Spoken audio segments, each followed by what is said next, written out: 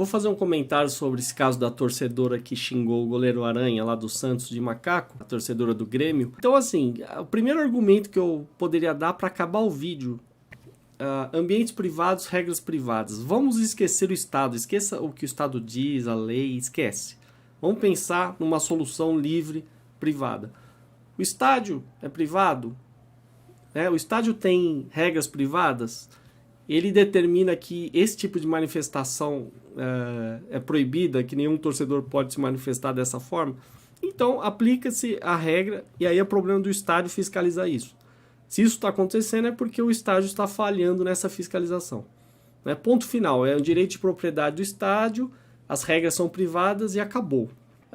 Quando a gente fala em liberdade de expressão, sim, alguém teria o direito de chamar alguém de macaco? Sim, mas desde que não viole o direito de propriedade. Isso que é importante dizer. Então, se você está num ambiente que é permitido esse tipo de manifestação, ok, não tem problema nenhum. Agora, se você está num ambiente em que isso é proibido e você faz, você violou uma regra privada. Lembrando, esqueça o Estado, esqueça as leis. Eu estou discutindo num contexto livre. Vamos além dessa discussão, vamos pensar no fato em si. Uma pessoa que chama outra de macaco, esperando dar um sentido pejorativo, no fundo, ela tem profunda ignorância em biologia. Se você olhar para a evolução, veja, por exemplo, esse gráfico. Você percebe que o humano e o que a gente chama de macacos, eles têm um ancestral comum. Então, no fundo, por que você chama um orangotango, um gorila, um chimpanzé de macaco e o humano não? Sendo que eles vêm do mesmo ancestral. Qual que é a lógica que você está usando? Então, esse é o primeiro ponto. Então, se o goleiro Aranha ouviu que o xingamento de macaco, ele deveria falar, igualmente, porque ela também é uma macaca. Eu também sou macaco e você também é um macaco. Biologicamente, somos macacos. Ponto final. Outra coisa, se fizerem um exame de DNA para ver a ancestralidade dessa moça, do aranha, minha, de qualquer pessoa, vai estar tudo misturado. Genes, ancestralidade africana, europeia, ameríndia, tudo misturado. Não tem essa coisa de pureza mais, entendeu? E ainda mais em um país miscigenado como o Brasil. E mesmo que a pessoa tivesse, mesmo que uma pessoa se orgulhasse, falasse assim, eu sou branco caucasiano, o que isso significa? Biologicamente, o que isso significa? Qual que é a vantagem? Você tem que se orgulhar dos seus feitos, do que você cria, do que você atingiu, projetos, do que você construiu. Agora, o seu DNA, onde você nasceu, isso pouco importa. Se orgulhar do lugar que você veio, isso pouco importa. Entendeu? Não foi você que escolheu, não é nem seu mérito. Você simplesmente nasceu em um lugar, foi filho de um casal e acabou. Qual que é o seu mérito em relação a isso? Nenhum. Não é? Então tá. Mas vamos adiante. Vocês se pararam para pensar que vocês poderiam perguntar o seguinte: por que uma pessoa chama outra de macaco?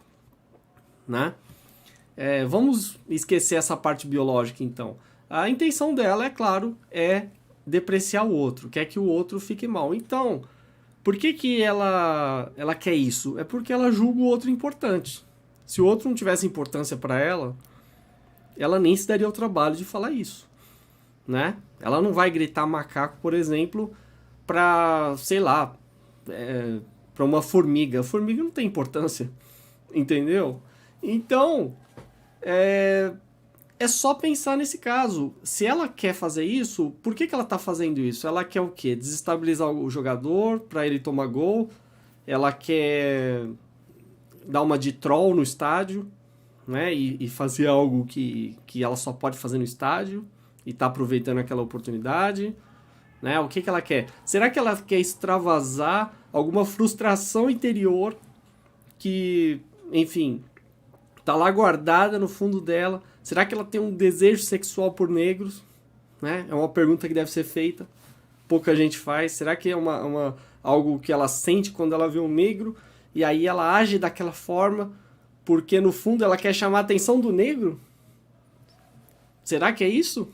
Seria bem interessante chegar a essa conclusão, né? Porque daí a coisa, você chegaria a uma explicação e veria que o problema está com a pessoa que precisa fazer isso, né? Sempre se pergunta por que que a pessoa faz isso.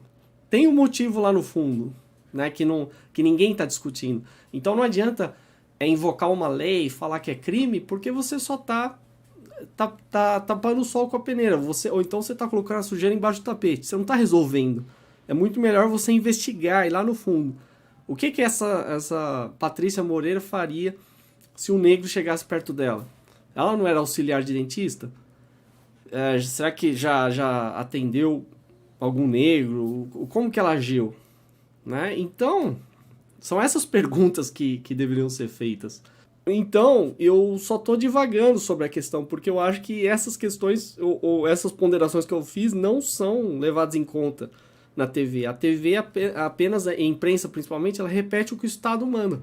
O Estado diz que é crime e acabou.